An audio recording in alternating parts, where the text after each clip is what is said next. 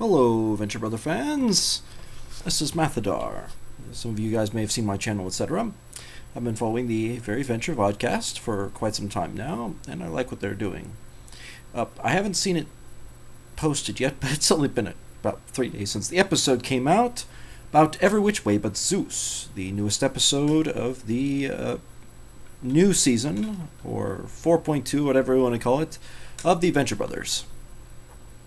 So the basis of the episode, if you haven't seen the episode already, go away. Go watch the episode. You can find it, I'm sure, somewhere. If you can't, I'm sorry they haven't posted it online yet. But Pomp and Circumstance is there if you haven't seen that episode yet. Go and watch it. Awesome episode, with very little of either one. A secret new faction, seemingly led by the Greek god of lightning, has been kidnapping both heroes and villains and pitting them against each other in battles to the death. Forces the Guild, Sphinx, OSI, and the Revenge Society into an uneasy alliance to put a stop to Zeus. Now, for those of you guys that remember quite well the episode with, henchman number 1, i.e. Scott Hall, remember that he has wanted revenge on 21 for some time.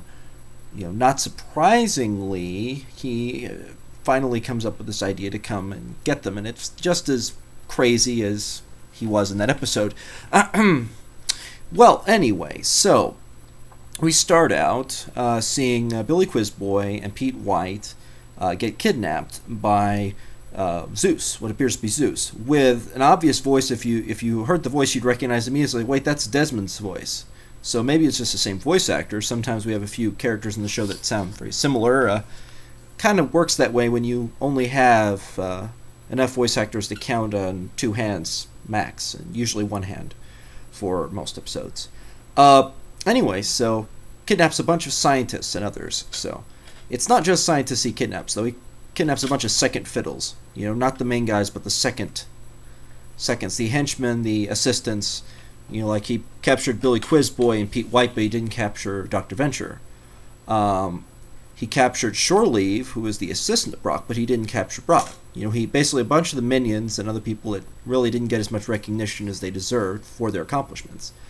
As kind of an example of, hey, I'm trying to get revenge on a specific one. I just want to invite all of them so that I can make people believe that I'm doing it for some other purpose. So he goes by Zeus. The guy who serves under Zeus in this episode is Zero, which is actually Scott Hall, also known as Henchman 1. Kidnaps a bunch of second-hand people and former big shots. As I said, not just second-hand people, but former big shots, like Desmond.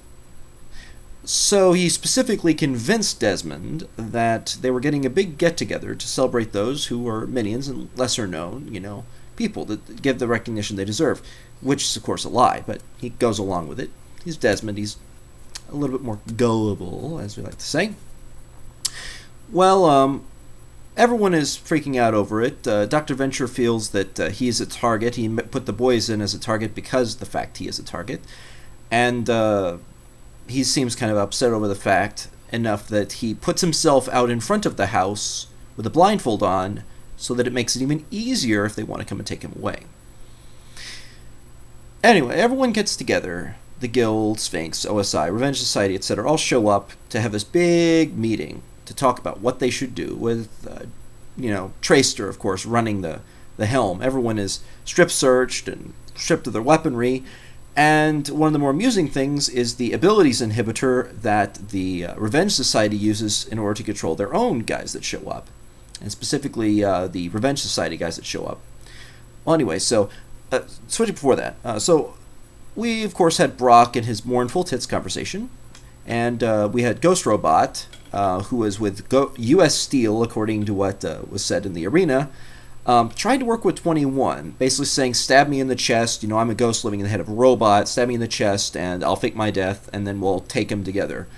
And he, of course, got stabbed in the chest first, and right when he was about to say go, he got stabbed in the head by 21, instead of just in the chest. Billy Quizboy was obviously pretty heavily injured from just cuts and stuff, including one rather nasty gash on his head that left this big blood trail. And one of the people he had to fight, I don't know how many people he fought. It's very possible he actually fought several people, and then this 8-year-old kid was killed because he tripped and basically impaled himself with his own spike. And, yeah, That sucks. So he had his eyes closed the whole time. He wasn't really where it was going on, but the kid he had to listen to this 8-year-old kid dying, so it was freaky. So Billy Quizboy has some pretty strong comeuppance to be able to deal with that issue. Talk about it so soon afterwards. Pete White was called gay by short leave. Not a big surprise, really. Later on, Billy Quizboy and Pete White also got a chance to fight in the arena. They immediately drop their weapons and start shouting at each other. Zero's statement, we want to see a fight. Stop fighting and fight already. Which I just love that line. When it comes down to it, Shore Leave also got to say some really fun lines. Along with shooting at Zeus with a rifle, he got to do a cool spin throw of 2 swords, killing 2 hoplites in the process. Ho-a-wham, as he says. Dr. Venture, based on what Hank's suggestion was, which Sergeant Hatred apparently liked the idea, kidnapped basically by his own children and tortured by both Hank and Sergeant Hatred. Hank discovered that his dad doesn't like Dean better, but he kind of sees in... I'll say it the way that Dr. Venture said it. Dean believes this crap. He should have been Rusty Venture Boyd Venture. Hank got thrust into this crap, and he fights against it, just like I did. I see so much of myself in that boy, I want to apologize to him for his existence. He can't win, he's a Venture. They'll never shake him. Alright, but anyway, so that's that. Dr. Venture doesn't like Dean better, apparently. You know, I understand. He was being harder on him, definitely. He's not a very good parent. Not a very good parent. That was like saying it mildly, and he's a terrible parent. Abusive parent. Anyway, so they build his inhibitor, which Dr.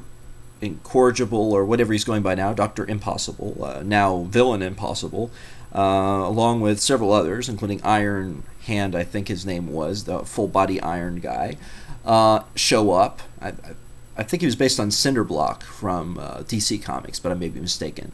He was made entirely out of, like, stone and can shape it to do more damage stuff. Or maybe, like, Clayface. But anyway, he shows up, and they're like, okay, they show up, and they're like, okay, well, you guys are living weapons, so we'll have to do an untested experimental inhibitor.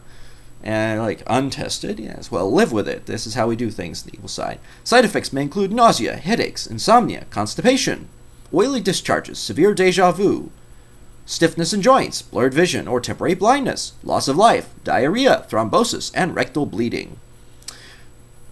Yeah, well, so...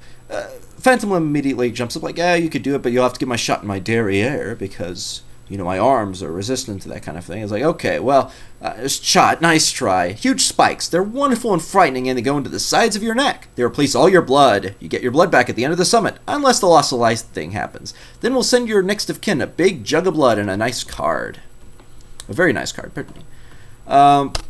Fun facts. The villain that portrayed Zeus was the original Captain Sunshine from the mid-1900s. The lineage of the Captain Sunshine to Butler, Wonder Boy to Captain Sunshine seems to be a parody of the Batman Beyond lineage in which Bruce Wayne plays second fiddle to the new Dark Knight.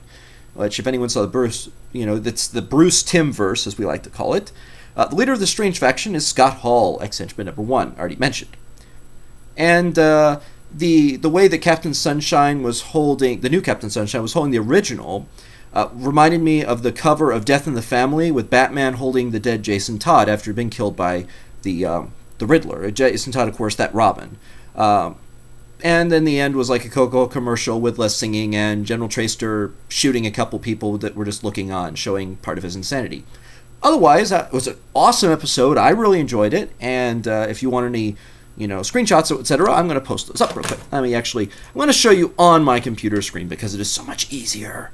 So here goes a few screenshots I took. One, a couple of the guys in the episode. This was when Master Billy Quizboy and Pete White were releasing prisoners. You know, there's some of the prisoners there. I don't know who they are, but I'm just going to post that. While over here, we've got some more of the prisoners escaping. I don't know who he is. And then we've got a bunch of people, like, leaving. Quite a number, actually. I didn't get pictures of all of them, but I got quite a few. Obviously, we know it's Barbecue right there. And it looks like one of the men from the previous episode. Another guy. Then this random guy walks out of here. I don't know who he is. Looks like a psychologist. And then we see the guy got beat the crap out of by Brock with the weird-looking outlet thing on his face, and our good old Astro Boy knockoff. Then we see 21's original, actual plan, which is everyone, including Trucules, charging him and then chasing him off into the sunset, basically, which is always fun. So that's it. Thank you very much, guys. Have a good day. I'm going to post this up on YouTube in a few minutes. Bye.